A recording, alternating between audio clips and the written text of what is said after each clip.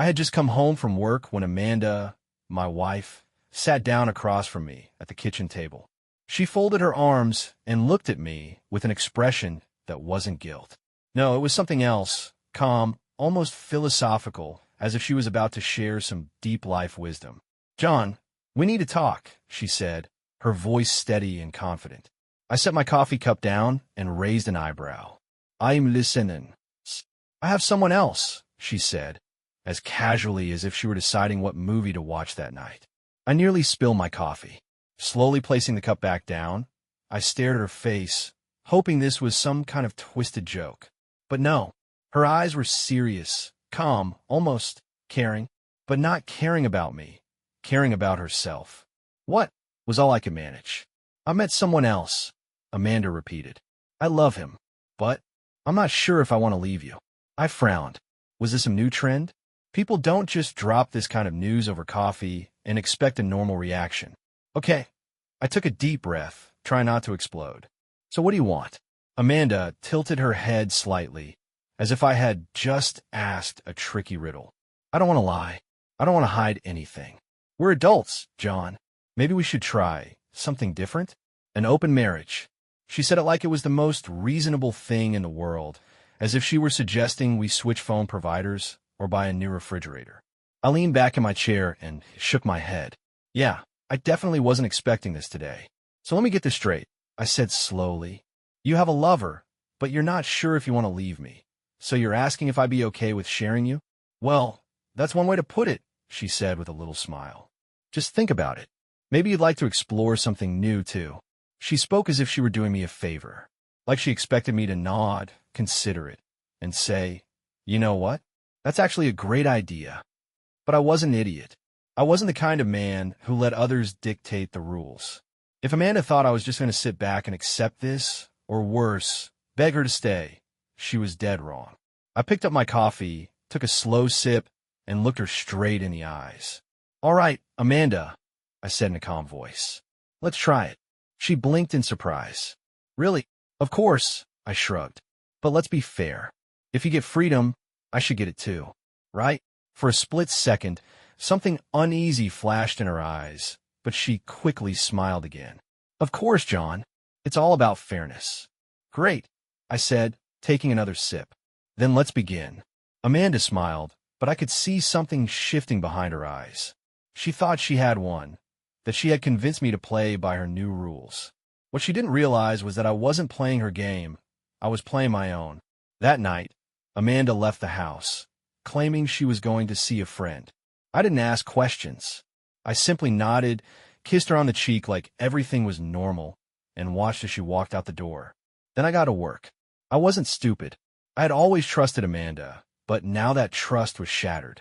If she thought I was just going to sit back and let her have her cake and eat it too, she had no idea who she was dealing with. I grabbed my laptop and started digging. First, I checked her shared accounts. Nothing too suspicious yet, but then I noticed something odd. A credit card statement with a series of expensive dinners and hotel stays, none of which I had been a part of. A receipt from a high-end restaurant 2 nights ago. A hotel reservation under her name last weekend when she had told me she was visiting her sister. My jaw tightened, but I forced myself to stay calm. This wasn't about getting mad. This was about getting even. I pulled out my phone and made a call. "Hey, Ryan," I said when my friend picked up. "I need a favor." Ryan had been my best friend since college, and more importantly, he was a private investigator. If anyone could help me figure out exactly what Amanda was up to, it was him. Ryan didn't even hesitate. "I'm on it. You want me to follow her?" I exhaled slowly. "Yeah, I need to know everything." By the time Amanda got home, I was already in bed, pretending to be asleep. I listened as she moved quietly through the house, slipping into bed beside me like nothing had happened. But everything had happened. And soon, Amanda would realize she had just made the biggest mistake of her life. The next morning, I acted as if nothing had changed.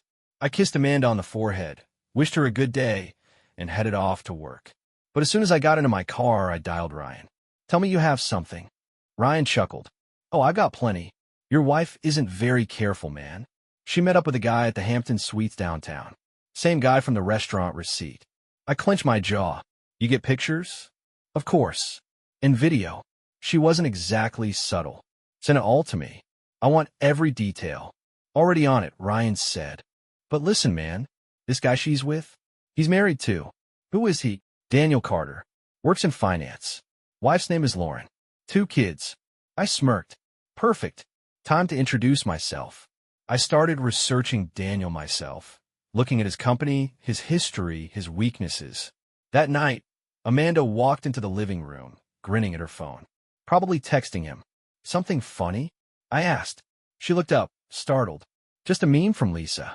Lisa, the cover-up. I just nodded. That's nice. After she went to bed, I picked up my phone. It was time to make a move. I wasn't just going to expose them. I was going to tear their world apart. I waited until late that night before making my move. Amanda had gone to bed early, scrolling on her phone before turning off the lights. Probably texting him. I didn't care anymore. I picked up my phone and dialed the number Ryan had given me. Lauren Carter. The phone rang 3 times before a groggy but alert female voice answered. Hello? Who is this? I hesitated for just a moment. Lauren, my name is John. I need to talk to you about your husband, Daniel. There was silence on the other end. Then, cautiously, she said, go on. I took a deep breath. He's been cheating on you. With my wife. Lauren didn't react right away. Then, slowly, she said, you'd better not be lying to me. I have proof. Pictures, videos, transactions. I can send them to you right now. More silence. Then she exhaled a long and shaky breath. Send them. Now. I did. One by one, I attached the files Ryan had sent me and hit send. I imagined her sitting up in bed, staring at her phone as her husband slept soundly next to her. A few moments passed before she responded. We need to meet. Tomorrow. I smiled to myself. Name the time and place. The next day, I left work early and met Lauren at a quiet cafe. She looked exactly as I expected, polished, elegant, but with tired eyes. She had probably spent all night looking through the proof I sent her. So, she said, stirring her coffee, what do you want from me? Simple, I said. We coordinate. They think they're in control. Let's take that from them. A small, bitter smile tugged at her lips. I like the way you think.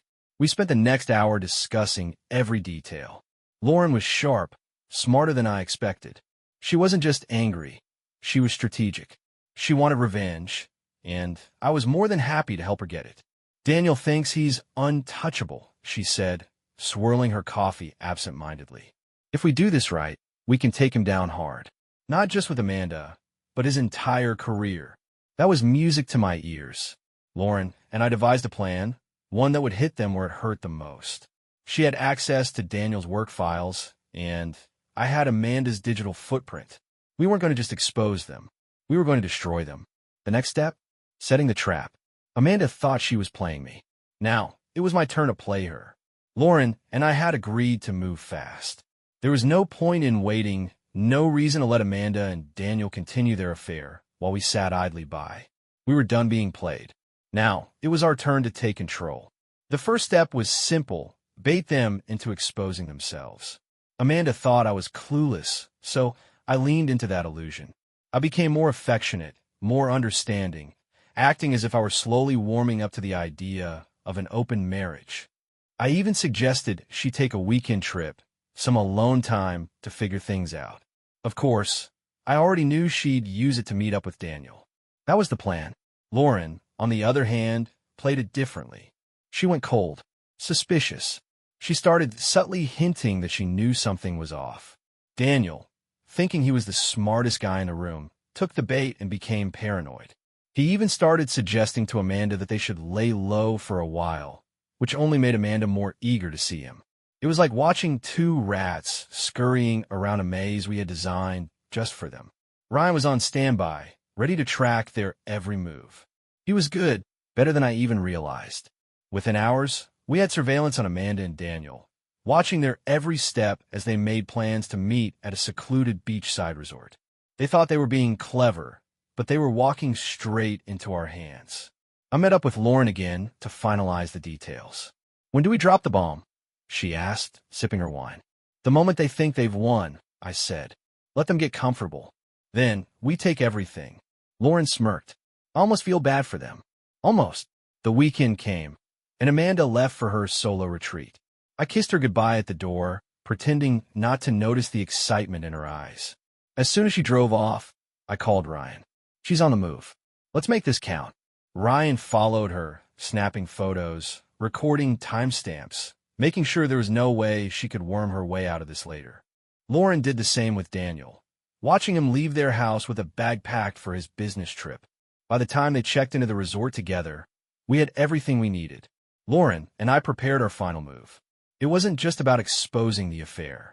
That was too simple, too easy. No, we wanted real consequences. Daniel's company had a strict morality clause. Adultery could cost him his job. And Amanda? Well, she had plenty to lose, too. Her reputation, her comfortable life, everything. The moment was coming. Amanda thought she was on a romantic getaway. She had no idea she was about to walk into her worst nightmare. Amanda and Daniel had no idea what was coming. As they lounged in their luxurious resort, sipping cocktails and basking in their deception, Lauren and I were making sure their world was about to crumble. Ryan had already compiled all the evidence into a neat little digital package. Photos, videos, transaction records, everything. It was airtight. There would be no denying it, no wiggling out of this one. Lauren took the lead on the professional side. She had already scheduled an anonymous email to Daniel's firm, attaching a selection of incriminating photos. She knew exactly how the company worked, who the decision-makers were, and how to ensure the news spread like wildfire. Daniel's spotless career was about to be tainted beyond repair. My approach with Amanda was more personal. I wasn't just going to expose her. I wanted her to see the moment her life shattered. That's why I booked a flight. By the time I arrived at the resort, I knew exactly where to find them. Ryan had been tracking their every move. They were having dinner at a high-end beachfront restaurant, laughing and toasting to their little escape. I stood at a distance for a moment, just watching. Amanda looked carefree, her hand casually resting on Daniel's. She had no idea I was there. I walked toward them, my heart steady. Lauren had insisted on joining me for this, and she wasn't far behind. We had agreed on the plan: make a scene, make sure they felt the full weight of their actions. Amanda was mid-sentence when she finally noticed me. Her face froze. For a split second, she looked like she had seen a ghost. Then came the panic. She pulled her hand away from Daniel's, as if that would somehow erase what I had just witnessed. "John, what are you?" I didn't let her finish. I pulled my phone from my pocket and, with a single tap, sent every damning piece of evidence straight to her phone. Then I did the same for Daniel. Their phones buzzed simultaneously. Daniel furrowed his brows and glanced at his screen. His face drained of color. Amanda, on the other hand, didn't even look at hers. She just stared at me, her mouth slightly open, at a complete loss for words. "Go ahead," I said, my voice calm but firm. "Take a look. See what happens when you lie." Amanda swallowed hard and picked up her phone with shaky hands. As she scrolled through the images, her sneaking into hotels, her cozy dinners with Daniel, the undeniable proof, her face twisted in horror. "John, don't." I cut her off. "Don't insult me with excuses." Meanwhile, Lauren had stepped up to Daniel's side. She leaned in, her voice ice cold. "Check your work email, dear. By now, half your company has seen it. I wonder how they'll feel about having a liar and a cheater representing them." Daniel's eyes snapped to hers, sheer terror creeping in.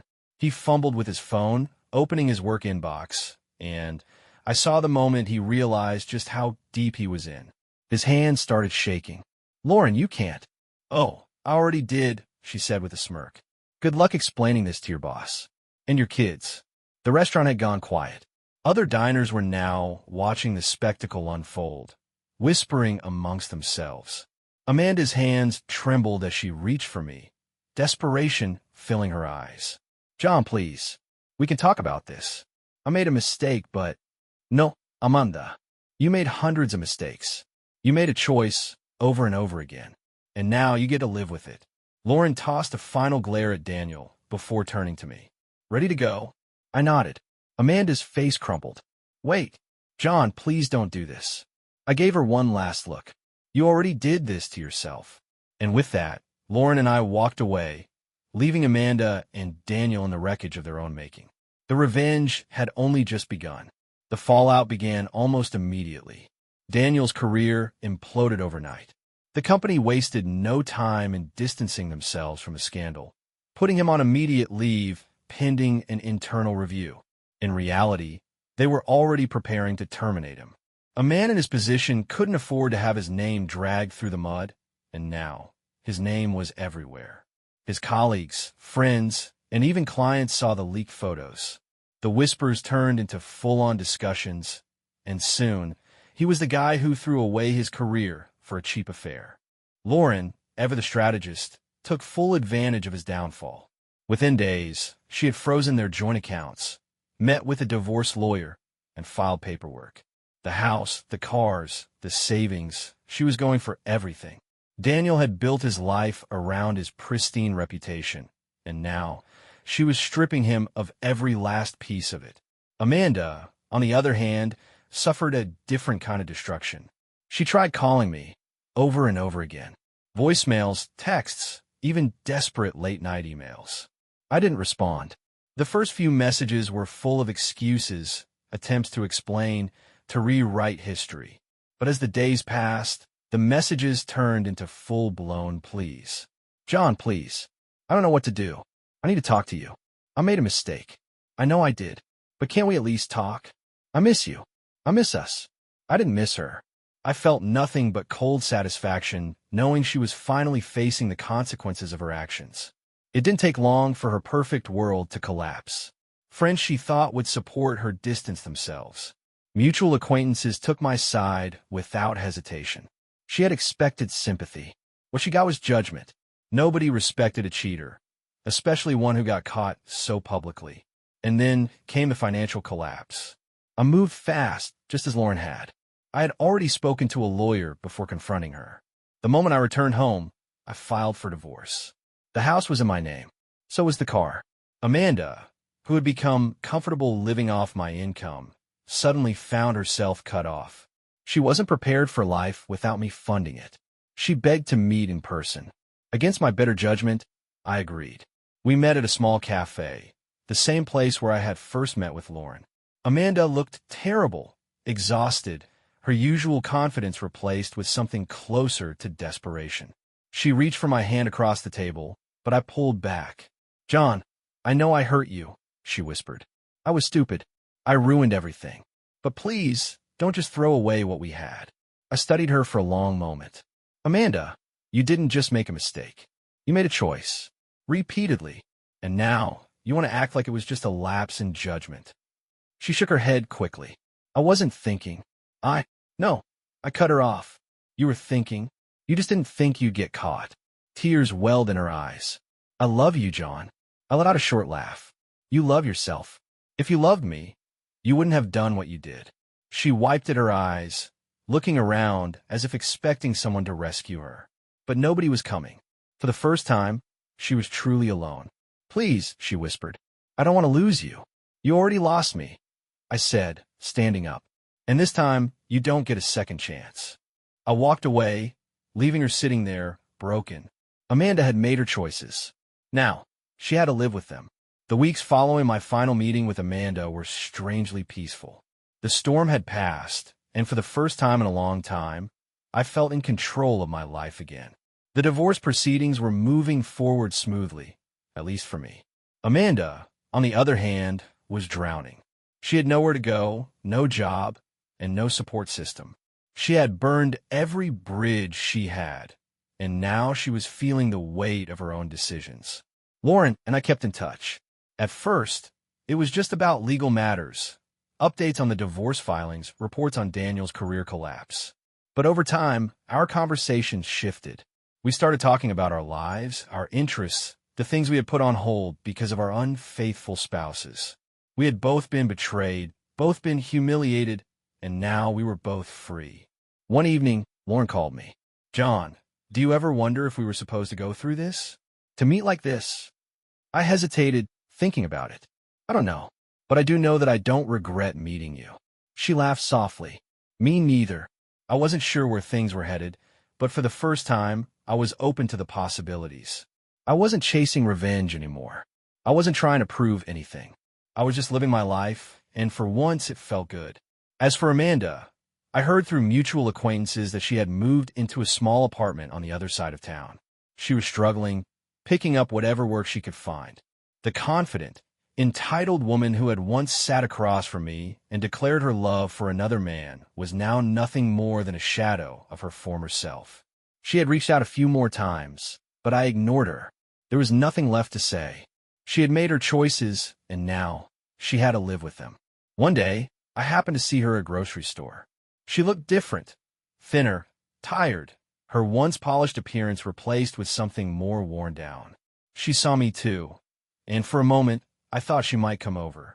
Instead, she just lowered her gaze and walked the other way.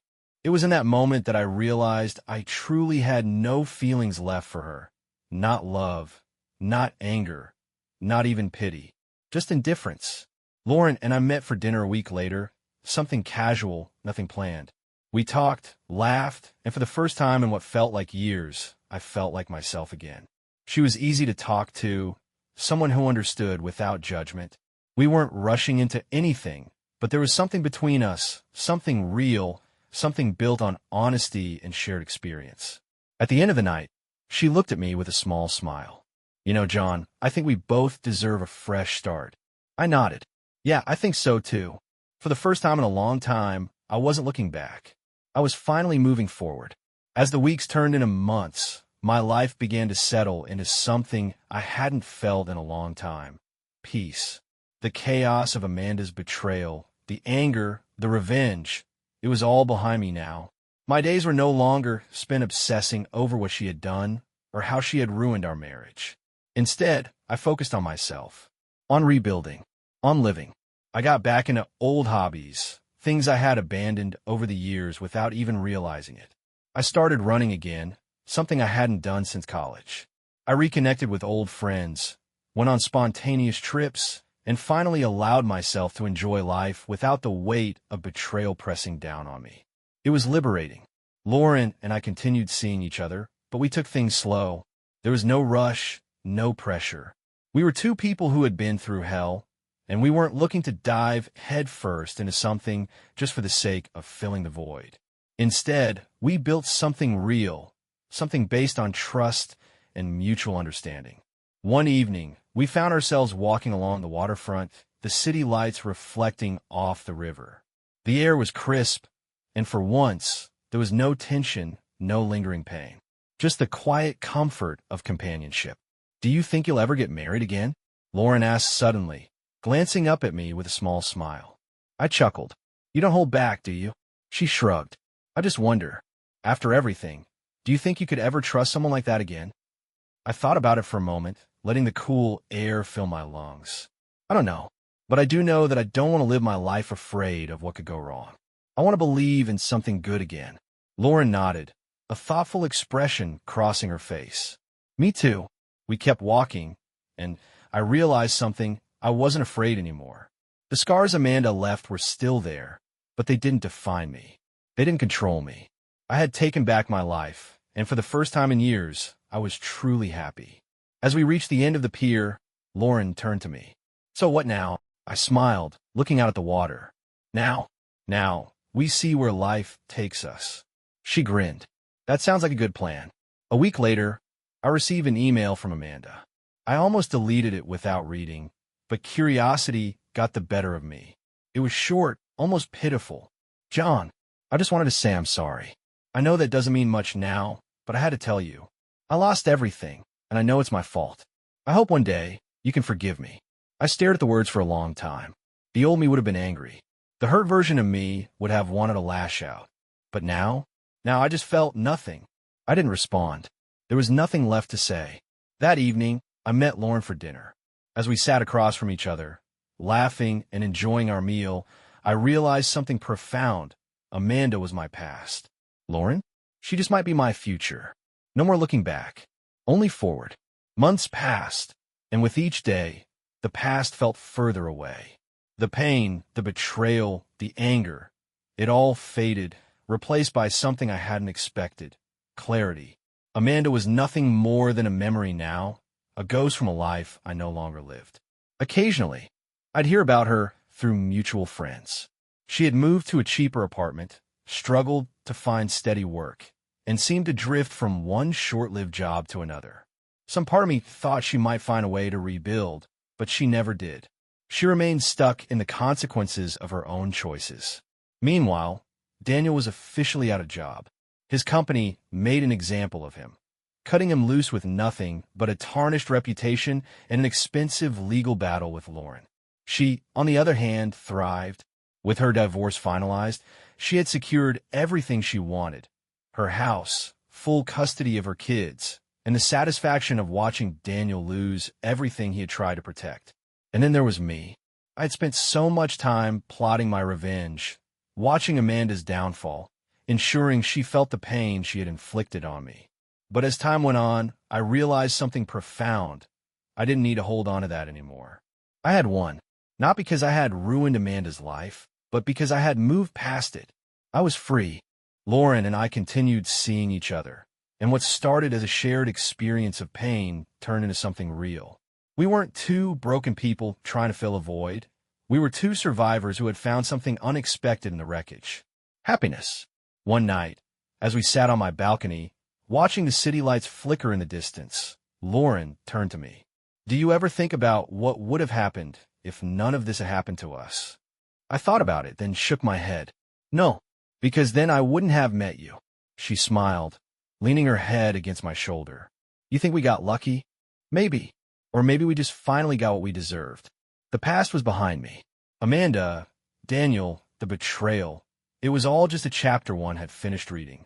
Now a new story was beginning. And this time, I was writing it my way. No regrets. No looking back. Just forward.